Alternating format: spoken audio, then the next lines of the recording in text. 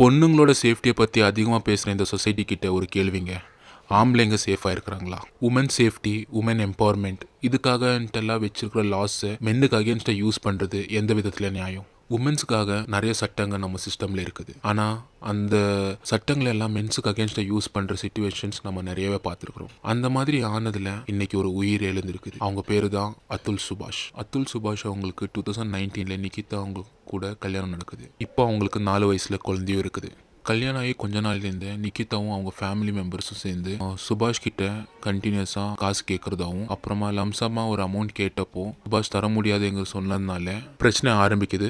அது இப்போ டிவோர்ஸில் வந்து நிற்குது. நிக்கிதா அவங்க டிவோர்ஸ் கேஸ் மட்டும் ஃபைல் பண்ணாமல் அத்துல் மேலே 9 ஃபேக் அலிகேஷன்ஸ் வச்சுக்கிறாங்க. அதில் டவுரி, ஹராஸ்மெண்ட், அன்நேச்சுரல் செக்ஸ். அது மட்டும் இல்லாமல் அத்துல் டவுரி கேட்டுன்னு வீட்டில் பிரச்சனை பண்ணுறதுனால தான் நிக்கிதா அவங்க அப்பா வந்துன்னு சத்து போனாங்கோங்கிற மாதிரி கூட சொல்லியிருந்தாங்க. ஆனால் இதுக்கப்புறமா இவங்க சொல்கிறது ஒரு ஃபால்ஸ் அலிகேஷன் என்கிறது தெளிவாக தெரிஞ்சிச்சு. இந்த மாதிரி ஃபால்ஸ் அலிகேஷன்ஸ் எல்லாம் வச்சு அத்துல் கிட்ட இருந்து 3 crore rupees லம்சமாக செட்டில்மெண்ட்டுக்கு கேட்டிருக்கிறாங்க. இவ்வளோ பெரிய தொகையை என்னால் தர முடியாது, இவ்வளோ பெரிய தொகையை பே பண்ணணுன்ட்டு கோர்ட் சொன்னாக்கா நான் சூசைட் பண்ணி தான் சாகணும் அப்படின்னு அத்துல் கோர்ட்டில் சொன்னப்போ அவங்க வைஃப் அதுக்கு நீ போய் சத்துருன்ட்டு சொல்கிறாங்க.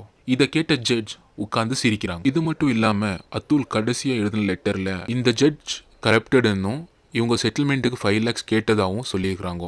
இவங்க 2 பேரும் கோர்ட்லேயும் வெளியிலையும் பண்ண அட்டூழியத்தினால தான் அத்துல் தற்கொலை பண்ணுறதுக்கான காரணம்னு தெரியுது. அத்துல் தற்கொலை பண்ணப்போ அவங்க நெஞ்சில் ஜஸ்டிஸ் டியூ என்கிற மாதிரி ஒரு A4 ஷீட்டில் எழுதி பின் பண்ணியிருந்தாங்க.